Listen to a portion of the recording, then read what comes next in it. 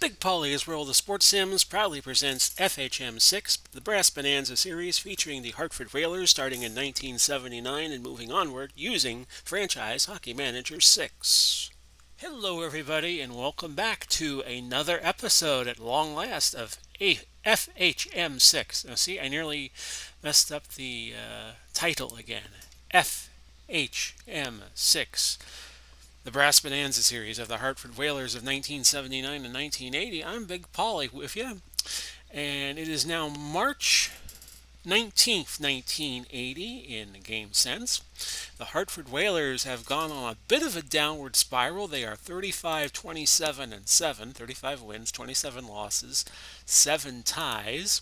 We are third now in the Norris Division of the Wales Conference.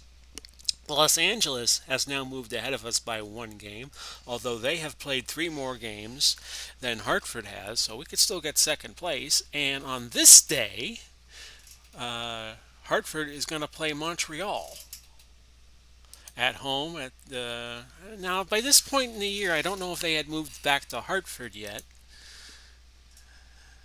but they had pretty much had a 500 run since we last visited this series a few weeks ago, and my apologies for not getting to this series sooner, but we're going to go ahead and play you a game right now, and then this will be our last regular season game, and then we will move to the playoffs, the 1979-1980 Stanley Cup playoffs, and it's Montreal visiting Hartford.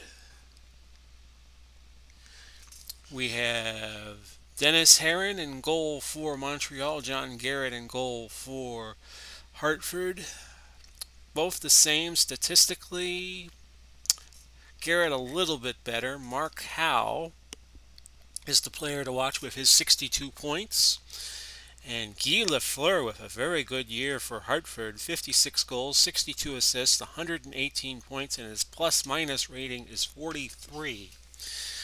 And we will take a look. Hartford overall 9th in the points. They have scored 262 goals. That's 4th in the league. And they have given up 228, which is 9th in the league. And that's always something I tend to look at. When in any sport, look at the points or the goals scored and the points and the goals given up. And I think those are usually your best indicators, regardless of whether it's baseball, football, basketball. Well, in basketball, you would look at averages. All those points would just be mind-boggling in basketball. So we'll get this game underway. Pretty sure Hartford will go to the playoffs unless they hit a total disaster in the last month or so of the season. And the next week we will do our first playoff round. What we will do is we will do the elimination games when one team is a game away from winning that round. Then we will do all the games back to back to back until somebody wins the series. Bob Gainey with a penalty. And that puts Hartford on the early power play. 13:37 left in the opening period. Not much going on. Hartford with a shot's edge so far. And Montreal successfully kills the power play off. Guy Lafleur. Marty Howe called for charging 2 minutes, so now Montreal gets the power play. About midway through the opening period.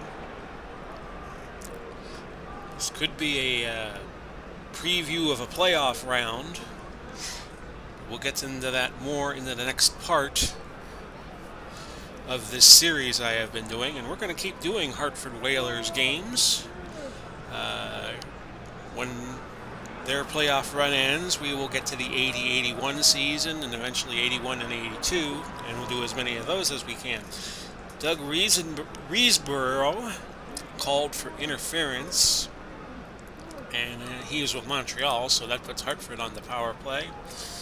They have 2 minutes to try to get a 5-on-4 advantage and use that to get a goal, and that power play is going to go wanting. About a minute to go in the period. Hartford with an 8-shot-to-4 lead, and that's how it'll end, 8-shots-to-5. Late a period, no score. Go to period number 2. Nothing happening yet in this game. though Montreal is picking up a few more shots on goal. And here's the first scoring chance. It's going to go to Montreal. And Steve Shutt gets the goal. Brian Engblom and Pierre LaRouche. Engblom's got a great last name. The last 4 letters of my last name. And it's 1-0 Montreal with 17:48 left in the second period. And that's Jordy Douglas called for tripping. 16:55 left, and now Montreal with a power play to kind of go up 2 here on Hartford.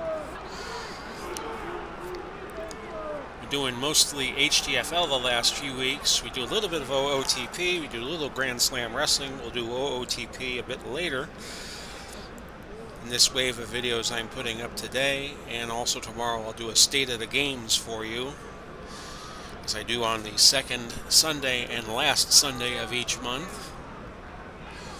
This recording date was August 8th, 2020. Cutting this video a little after 5 in the afternoon Eastern Time. Hartford with the shot edge, but Montreal has the only goal. A tripping penalty against Blaine Staunton, and again, Montreal will get the power play. Apologize for not doing these videos on a little bit more of a consistent basis, but we will be doing this at least once a week here on out, so you will figure out what happened to those 1979-1980 Hartford Whalers and beyond. I'll stay with them as long as I can. And we have played 2 periods with a 1-0 Montreal lead. Nearly said it was no score, but it's 1-0 Montreal. 21:15, Hartford leading on shots. We'll start the third period. Both teams probably going to be in the playoffs. I think a considerable collapse would have to happen to Hartford for them not to make the playoffs, even though they have dropped a little bit in the pack. And Montreal poised to score. Now Hartford with control of it. They push it down the ice. Are we tied? Not yet. Montreal goes down the other end. Now Hartford gets it back. Now Montreal gets it back. Somebody score, and it's Montreal. It's Tremblay with an assist from Houlet and Robinson. And very early in the third period, I should say, it is 2-0 with 18:18 left in period number 3. So Hartford with the shot lead, but Montreal has both goals. Sometimes you see that in baseball. It's 3-0. As LaRouche scores again, Shutt and Robinson.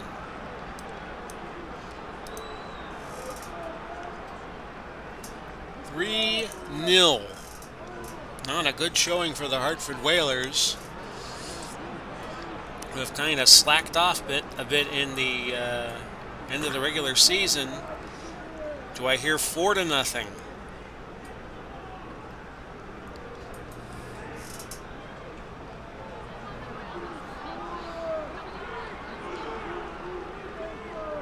Do I hear 3-1?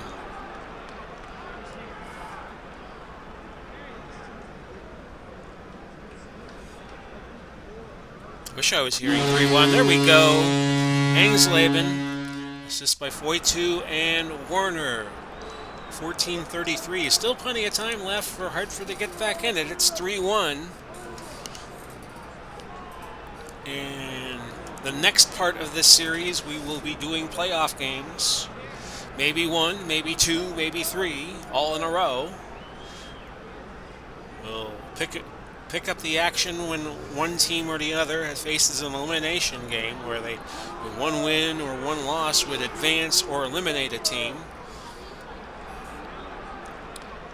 And the way Hartford's playing as of late, that might not be a very good thing for them. Tremblay gets called for cross-checking. 7:54 left. Hartford with a power play. They need to score on one. relatively soon to have any chance of getting a point. There you go.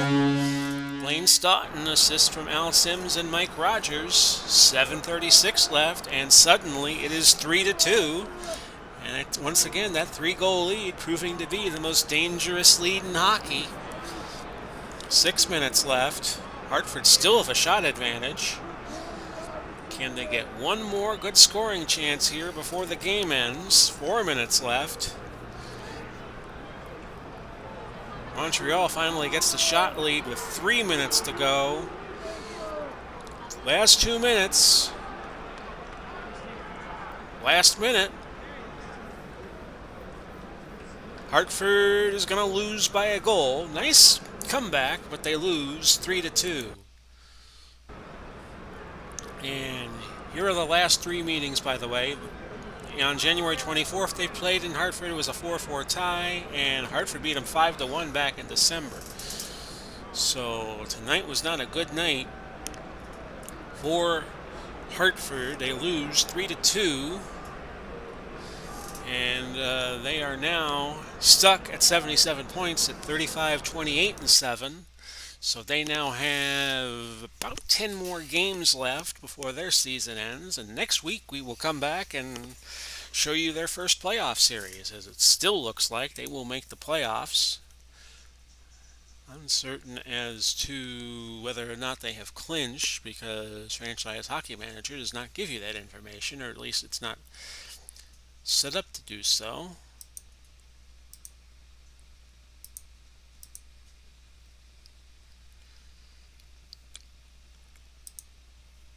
Hartford would be a 9 seed. Now remember that in 79 and 80, they had the 4 teams that won the divisions get the first 4 seeds.